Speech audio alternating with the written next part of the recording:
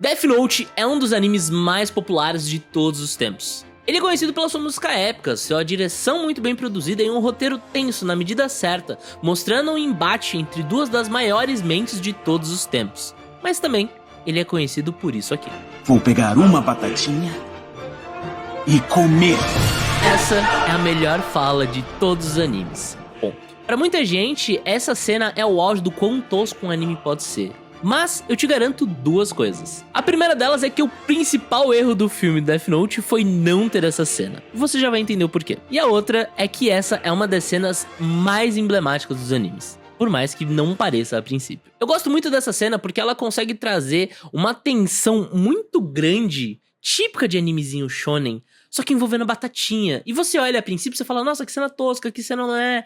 Só que quando você vai ver nas entrelinhas e toda a mensagem que essa cena passa, você fica tipo, caraca, que demais, que genial. Quão sutil foram os autores na hora de produzir essa cena e o quão bem animado foi isso pra tentar transmitir essa mesma sensação que tem lá no mangá para o anime. Por mais que não pareça, aqui é um dos principais pontos de virada pra tudo que vai acontecer dali pra frente em Death Note. Além da gente ver muito mais sobre o L e o Kira, essa é, em teoria, a primeira vez que eles realmente têm algum embate, por mais que ele seja indireto. Mas, pra gente entender a grandiosidade e o quão engenhosa é essa cena, vamos por um pouquinho de contexto. Death Note é a história de um jovem que tá no seu terceiro ano do ensino médio, chamado Light Yagami, que é um jovem muito inteligente e muito ambicioso, que um belo dia encontra um caderninho mágico que, dado um conjunto específico ali de regras, consegue matar quem ele escrever o nome naquele caderno. E aí, como toda pessoa normal e ligeiramente ambiciosa, ele resolve punir todos os criminosos e se tornar o deus do novo mundo. Como eu falei, um pouquinho ambicioso. Light, ou Kira, como ficou conhecido mundo afora depois que ele começou a ganhar certa popularidade, mesmo que ainda não tenha sido identificado, começa a ser perseguida por uma força-tarefa da polícia japonesa, liderada por ninguém mais ninguém menos do que o seu próprio pai, e um dos detetives mais brilhantes da atualidade, conhecido apenas como L. Você prefere o L ou o Kira? Fala aí. Apenas um dia após assumir o caso, o L já conseguiu reduzir a área de busca pelo Kira apenas na região de Kanto, no Japão. Pois é, pra quem tinha supostamente o mundo inteiro pra investigar, o cara já foi bem brabo logo no primeiro dia. A cena da batatinha, ela acontece no episódio 8, logo depois do Light aparentemente ter se livrado de todos os agentes que a FBI tinha mandado pra investigar o caso do Kira aqui no Japão. Mas, investigando algumas pontas soltas ali, o L conseguiu isolar aparentemente ainda mais quem é o suposto Kira. Ele consegue perceber que não só ele já tinha sido investigado de alguma forma, como o Kira fazia parte da família que estava sendo investigada por um desses agentes, que morreu uns episódios atrás, que era o Ray Pember. Esse aí foi aquele que morreu lá na cena do metrô e tudo mais, que aconteceu 1 ou 2 episódios pra trás. E como se isso não fosse suficiente, a noiva dele se suicidou pouco tempo depois. Pro azar do Kira, o L conhecia a esposa do Ray Pember por conta de uma outra investigação, e ele sabia que ela não cometeria suicídio sob aquelas circunstâncias, o que levou a crer mais ainda que o Ray Pember tinha chegado perigosamente perto de quem era o verdadeiro vilão. E aí, por conta disso, o L decide entupir a casa de todas as pessoas que Ray Pember estava investigando, que no caso eram 2 pessoas, a casa do Kira e a casa de um outro cara qualquer. Por conta disso, o L manda instalar uma série de câmeras escondidas na casa do Light. E o Light acaba percebendo muito rápido, porque conforme você vê nos episódios anteriores, ele tem várias piras pra ter certeza que alguém entrou no quarto dele ou não. Ele deixa alguns avisos ali um pouco mais claros, outros não tanto. Então assim, ele consegue, por conta dessas várias paranoias, saber se alguém entrou ali e queria tentar esconder que não entrou. Inclusive, essa é uma das coisas que eu gosto bastante, né? Esse monte de neura que ele tem pra garantir que as coisas estão minimamente dentro do controle dele. Isso é uma parada que eu acho muito massa. Essas cenas, assim, no quarto dele pensando, eu acho animais. O Light, então, faz questão de ficar provocando o Ryuki, que geralmente é um observador neutro, fica lá só dando risada e zoando com a cara de quem tiver ali na frente, a investigar o resto do quarto e descobrir se existe algum ponto cego. Afinal de contas, se ele não fizer isso, ele não consegue comer maçã e, como todo mundo que assistiu sabe, maçãs são como álcool e drogas para os Shinigamis. Porém, contudo, entretanto, todavia, não tinha nenhum ponto cego. Com o Light encurralado e extremamente insatisfeito por conta do seu conteúdo normal, de uma revista normal, de um adolescente normal, ele é chamado para ir jantar. Anda logo, o jantar tá pronto! E aí, a cena realmente começa. Logo de cara, quando ele desce, a gente vê que essa cena tem 2 propósitos. A primeira delas é mostrar uma parada que eu só fui reparar depois reassistindo, que é o nome que o L usa pra se apresentar pro Light no episódio seguinte, que é Hideki Ryuga. Hideki Ryuga, ele é perfeito demais, porque ninguém na minha sala é igual a ele. A princípio você nem lembra que é citado aqui, mas ele já é mencionado ipsis literis aqui nessa cena. E aí você fica, oh, é daí que veio o nome. E aqui começa um dos vários pontos muito legais dessa cena e dos próximos minutos desse episódio. Ele te introduz o nome de uma maneira muito corriqueira, que você nem liga os pontos, e aí quando você chega no episódio seguinte, você fica com aquela sensação de, esse nome não me é estranho.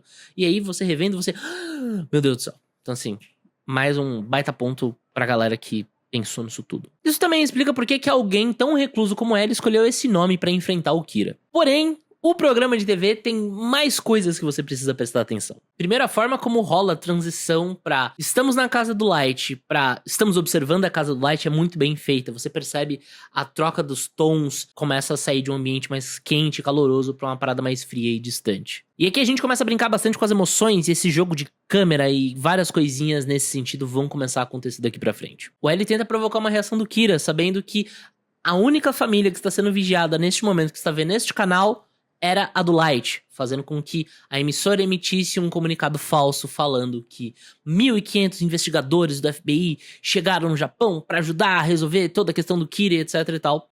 E aí, o ego, a arrogância do Kira começa a falar muito alto. O Light saca na hora que isso é uma mensagem falsa, tentando provocar algum tipo de reação por parte dele. Só que ele não ia conseguir deixar barato. Não adianta anunciar isso na televisão. Se for mandar todas essas pessoas pra investigar, seria melhor fazer em segredo. O próprio L, nesse momento, parecia bem entediado com tudo que estava acontecendo. Mas aí, a arrogância, a soberba do Light toma conta dele. E ele faz questão de dar aquela risada, aquele sorrisinho malicioso pro L. E aí, o interesse do L começa a florescer de maneiras absurdas. E ele tentando encontrar alguma reação naquela telinha de 144p. Parece algo bem superficial, parece algo bobo, parece algo que qualquer pessoa falaria. Mas é nesses detalhes que o L mostra o quão à frente do Kira ele tá. Porque, afinal de contas, isso seria exatamente o que o Kira diria se ele soubesse que tá sendo visto. E aí a gente começa com aquela guitarrinha muito sacana, aquela musiquinha safada, que deixa aqueles momentos uau, começa a tocar. E aí a guitarrinha começa a tocar naqueles momentos intrigantes de treta, de batalha, de tensão sendo construída. E aí começamos uma guerra de mentes brilhantes bem na nossa frente. Enquanto o L tá tentando traçar um perfil do Light na sua cabeça, o Kira começa já a se movimentar. E a irmã dele fala... Vai comer um saco de batatas? Acabou de jantar, sua boa forma vai sair pelo ralo se continuar assim. E aí ele responde... É só um lanchinho pra mais tarde. Que faz a gente pensar no porquê das batatinhas. Talvez seja, sei lá, ele querendo se recompensar por ter escapado dos investigadores ou algo nesse sentido. Mas a gente fica com a batatinha na cabeça. Quando a gente olha nesse take do armário, a gente percebe que ele pega uma lá do fundo. Ou seja, não era uma que era pra qualquer pessoa corriqueiramente pegar. Ele queria uma que não era pra qualquer outra pessoa pôr a mão. Claramente tinha algo nessa batatinha. E aí a gente vê uma transição muito boa dele saindo da cozinha e já chegando no quarto sem ter uns takes desnecessários dele, subindo escada ou qualquer coisa nesse sentido. Isso é importante pra dar ritmo e garantir que a tensão não vai ser dissipada à toa. Às vezes a magia da edição tá nas coisas simples. E aí a gente chega no quarto, tem um Ryuki tendo um AVC, sei lá, tá se contorcendo todo de abstinência de maçã.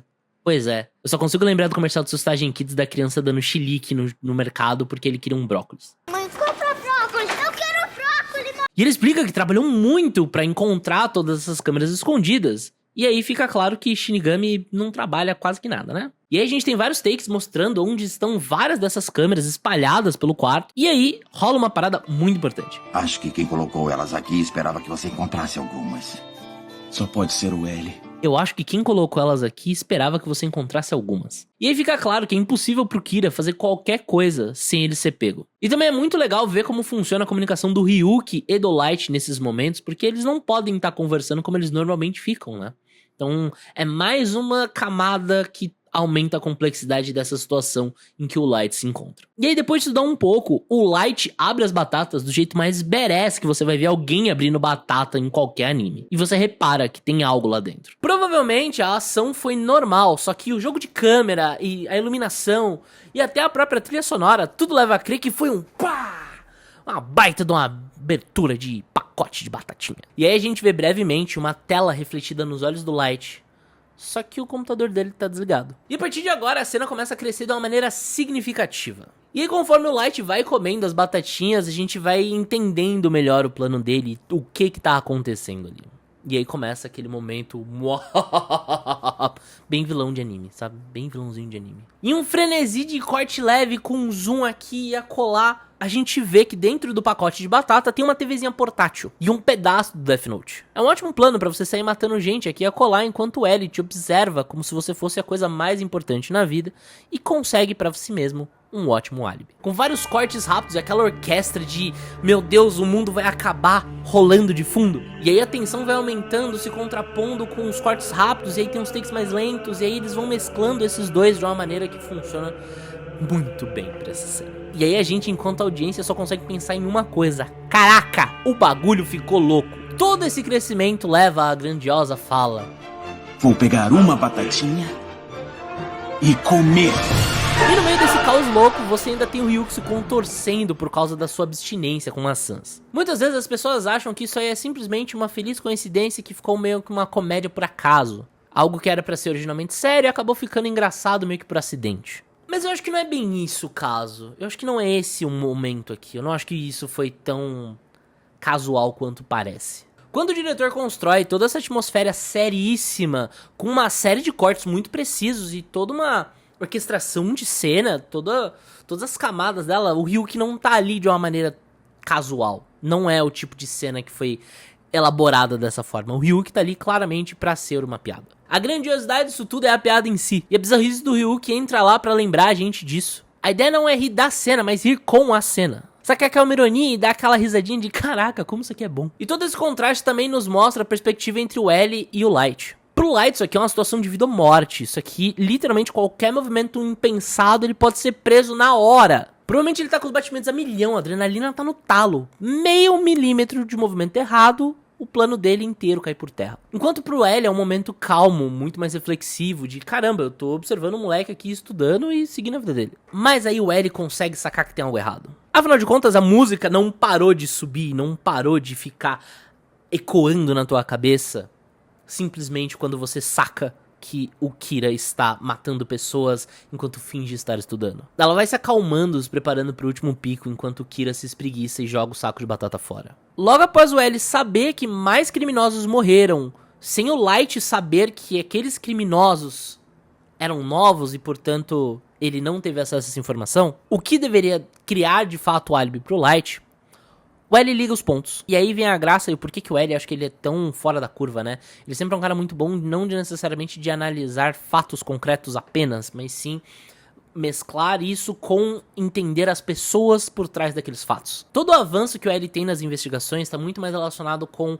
o quão imprudente o Kira quer ser para mostrar que ele é melhor. E várias dessas pequenas tentativas de se reafirmar como o ser superior na disputa. E aí é o grande erro do Light. Ele criou um álibi perfeito, mas é perfeito demais. É muito conveniente. Tudo se encaixa de uma maneira muito bem orquestrada para parecer casual. Desde o momento lá embaixo, na sala, você percebe que o Kira, ele tá dando pro L tudo aquilo que ele quer. O álibi perfeito. Eu não sou um culpado, não tem como eu ser um culpado. Olha aqui, ó, prova A, B e C, eu estava fazendo qualquer outra coisa, não tinha como eu saber dessa informação. Somente o Kira é capaz de criar um álibi perfeito, e ele só vai criar um álibi perfeito se ele souber que tá sendo observado. Tudo que o Light faz pra criar o álibi perfeito não faz sentido. É normal um adolescente na idade dele ter algum tipo de mecanismo pra esconder coisas dos pais. Ah, é uma playboy, beleza. Mas por que ele faria isso por míseros 2 minutos e depois ia ficar estudando o resto da noite inteira? Além disso, logo nessa noite, o Kira resolve mudar o seu modus operandi.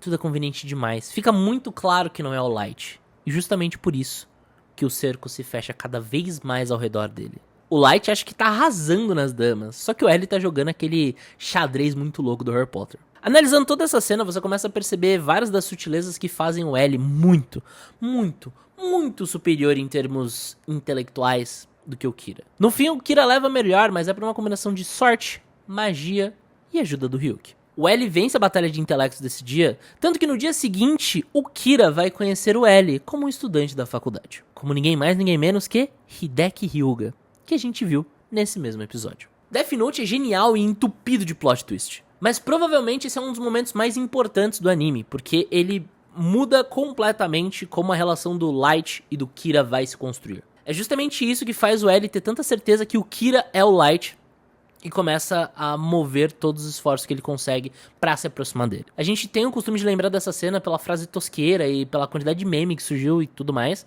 mas ela, real, tem um peso importante pro anime como um todo. E acho que essa cena, ela cristaliza uma das coisas que eu acho tão intrigantes de Death Note, que faz com que a história seja tão legal e divertida e cheia de reviravoltas como uma boa história tem que ser. É aqui que a gente vê um dos momentos cruciais do anime, então acho que é legal olhar por essa outra ótica de isso aqui é mais do que só um meme. Uma cena com duelos mentais, uma dose de humor e um desenvolvimento importante pra ambos os personagens. Meticulosamente construída pra ser um plot twist quase imperceptível. Se você concorda com isso tudo que eu falei, deixa aqui nos comentários. Se você acha que eu tô muito louco das ideias, também deixa aqui nos comentários. Bora trocar uma ideia, eu quero saber o que vocês acham dessa cena, ou se tem alguma cena que você acha que é mais importante pra Death Note do que essa daqui. Deixa aqui nos comentários que eu tô louco pra saber e é sempre bom trocar uma ideia com vocês. E já aproveita e manda esse vídeo pra aquele teu amigo que gosta de Death Note, é noinha, e aí já responde, você é Kira, você é L, e aí vai aparecer algum idiota falando, eu sou Nier, e aí a gente se junta, todo mundo, e bate nele. Se você chegou até aqui, eu imagino que você gostou desse vídeo. Se você gostou desse vídeo, você provavelmente vai gostar dos outros. Então já aproveita e se inscreve. É importante pro YouTube saber que a gente é uma galerinha legal, que gosta de falar de otaquices, e anime, e série, e o que me der na telha, dependendo do que eu tô vendo, e do meu humor. Por falar em senhor YouTube, o algoritmo tá me falando que você vai gostar especialmente deste vídeo aqui. Então dá uma olhada que eu tenho certeza que você não vai se arrepender. Esse vídeo foi feito com muito carinho e eu te vejo no próximo. Até lá, valeu, falou, fui!